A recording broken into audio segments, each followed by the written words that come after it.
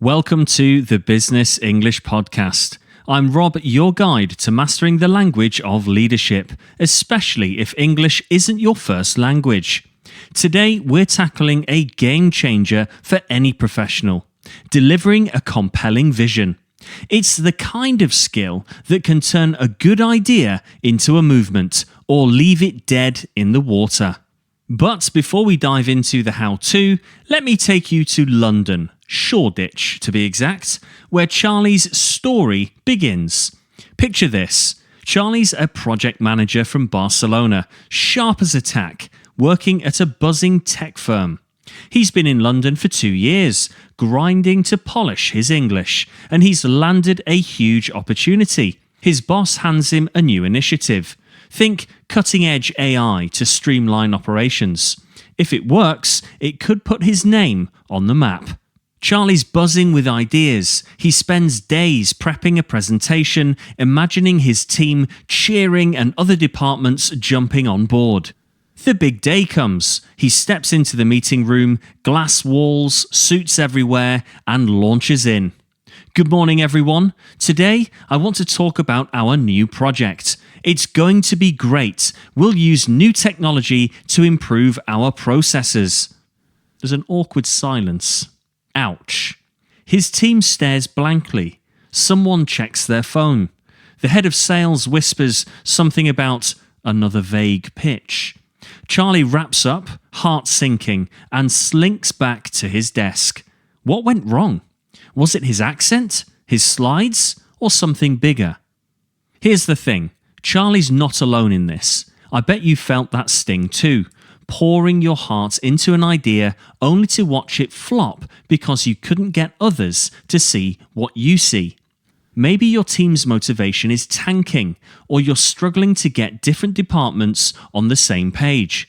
Does that sound familiar? That's where today's episode comes in. Delivering a vision isn't just about words, it's about lighting a fire in people, uniting them around something bigger. And for non-native speakers like Charlie, and maybe you, it's a skill that can feel elusive. But stick with me, because by the end of this, you'll know exactly how to inspire your team, rally support, and lead with confidence. What was Charlie missing that day in Shoreditch, and how can you avoid the same trap? We're about to find out.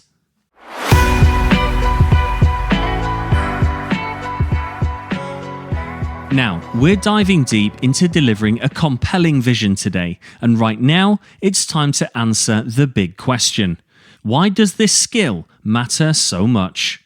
Buckle up, because this is where leadership gets real, and where your career could take off.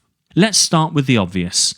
A vision isn't just a fancy speech. It's the glue that holds everything together in business. Think about it. You're leading a team through a tough project. Deadlines looming, stress rising.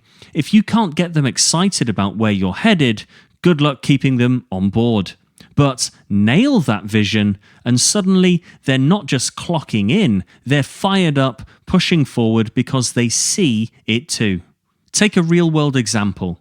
A marketing team in a London startup. Their leader steps up and says, "We're not just launching a campaign, we're redefining how our customers connect with us." She paints that picture vividly, and boom, the team's churning out ideas like never before. That's the power of a vision that sticks. Then there's the bigger picture, aligning departments. You know how it goes. Sales wants one thing, product development's off in another direction, and nobody's talking. Chaos, right? But a leader who can deliver a vision that unites them, that's magic. Imagine a department head rallying everyone around a new product launch. This isn't just a gadget, it's our chance to dominate the market. Suddenly, silos break down and teams are pulling in the same direction. And don't get me started on stakeholders. Whether it's your CEO, a client, or an investor, they're not handing over any resources for a lukewarm pitch. I heard about a manager in Manchester who pitched a sustainability initiative to the board. She didn't just list the stats, she sold them a future where the company led the industry in green innovation. Guess who got the budget and a promotion? So here's the bottom line. A great vision doesn't just get results, it transforms how people see you. It's the difference between being a manager and being a leader. But here's what I'm curious about. What happens when you don't have this skill? And how much could it unlock for you if you do? We're about to unpack that next, because knowing why this matters is just the start.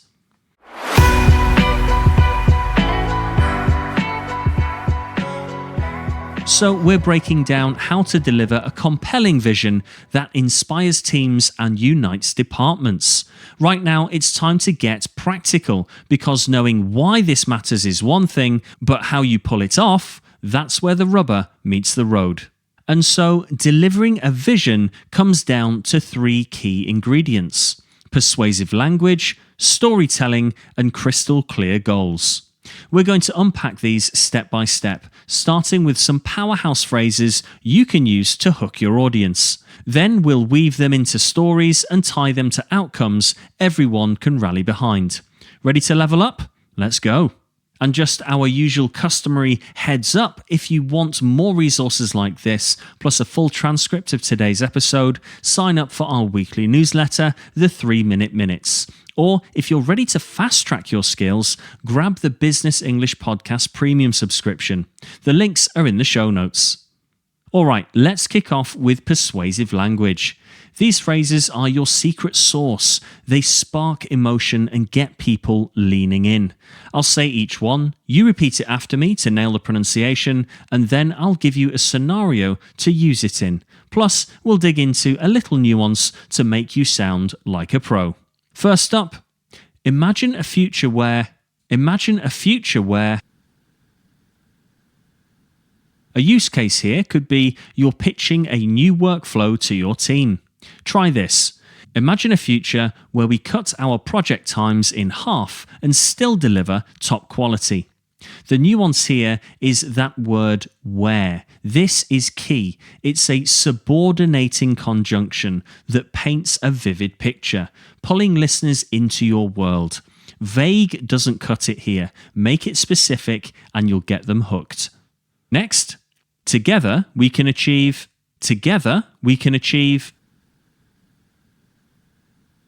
So a good scenario to use this one in could be when you're rallying cross-department support for a product launch. For example, you could say, together we can achieve a launch that sets us apart from the competition.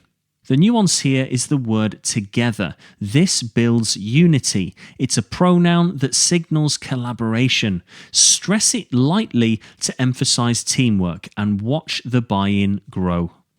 Third, This is our opportunity to.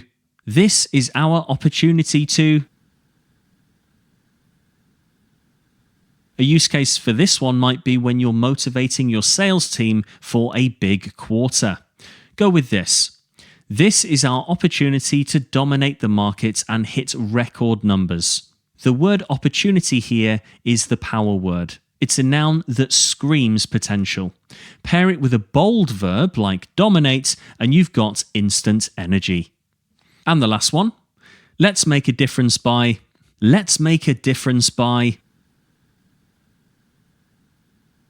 A great use case for this one could be when you're inspiring your team on a CSR project. Try something like this.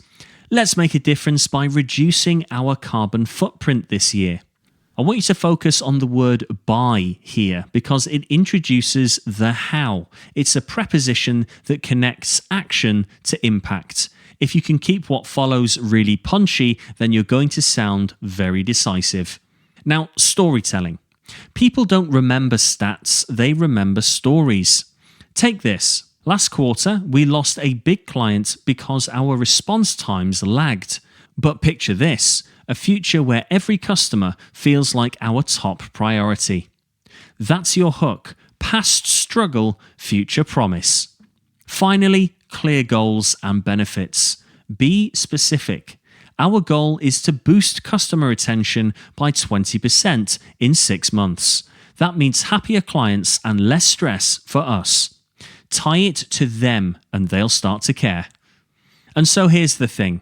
These tools are just the start. How do you dodge the traps that trip up even seasoned leaders? And what's the one mistake Charlie made that you can avoid? We're hitting that next, so stay with me.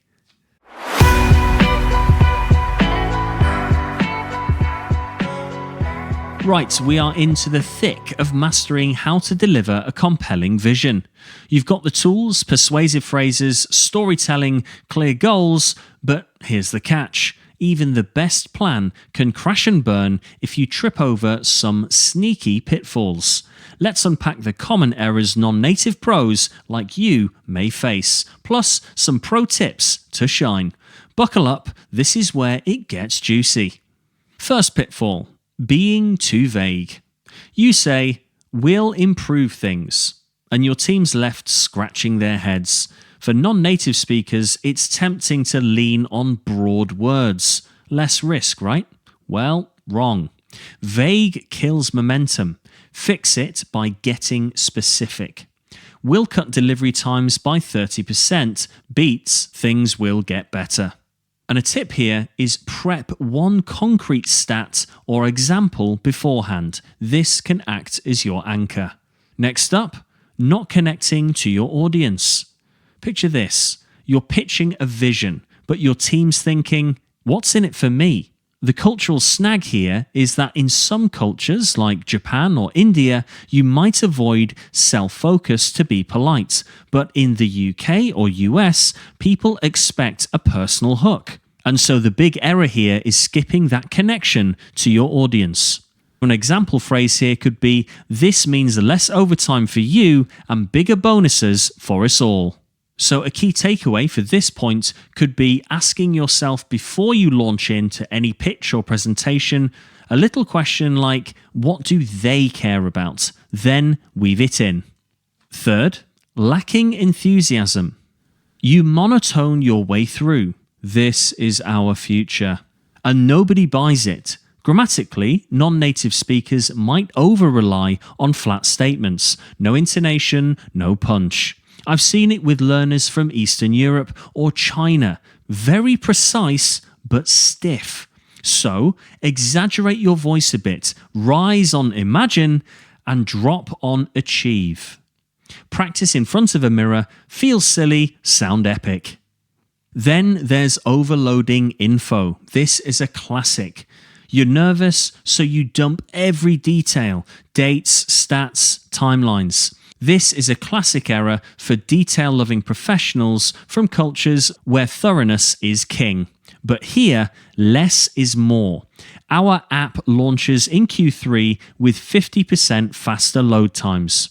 This statement beats a 10-minute list of specs, which really risks boring your audience and having them glaze over.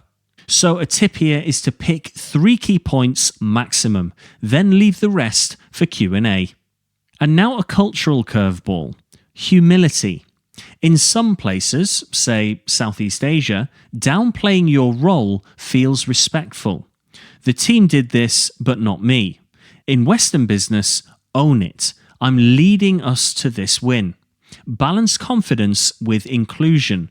I'm driving this, but we'll succeed together. And some final pro moves here. Practice like crazy. 5 run-throughs minimum. Use a visual. Sketch your vision on a slide and keep it simple. And get feedback. Grab a native-speaking colleague and ask, does this hit? Does this land with you? And polish until it gleams.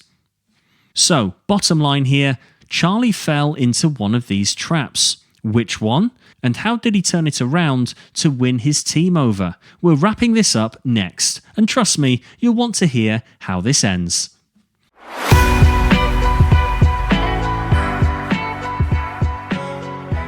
And so we've cracked the code on delivering a compelling vision, persuasive phrases, storytelling, clear goals, and dodging those pesky traps.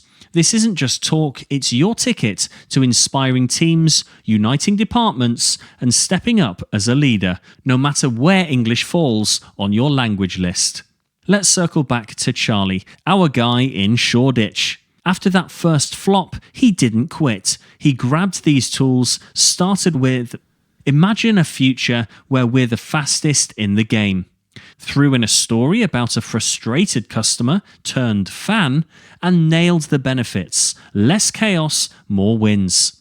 The second time around, his team was buzzing, departments signed on, and Charlie's star was rising. That's the power of getting this right. So, what's your next move? Take these skills, practice them, and watch your ideas catch fire. And a final tip here, start small. Test your vision in a one-on-one chat before the big stage. Nail the delivery, then scale it up. Thank you for joining me today on the Business English Podcast. Until next time, keep pushing your English, keep leading with guts, and of course, keep it strictly business.